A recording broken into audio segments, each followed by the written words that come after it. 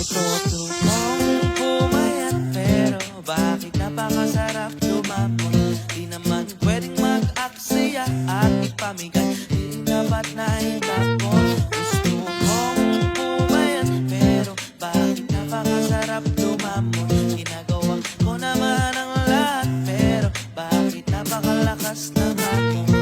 Gusto kong pumaya, atat na atat. Nag-exercise na nga, stando nga lang binubuhat. Isang beses lang ako kung kumain, kaso nilulunod ang sarili ko sa kanin. Bidang-bida, kilabot sa mga handaan. Maraming nagsarap na lugi ng mga kainan. At ang katwiran, hindi dapat nag-aaksaya. Kaya laging masaya, dahil TV ng bulsa, laging kaya.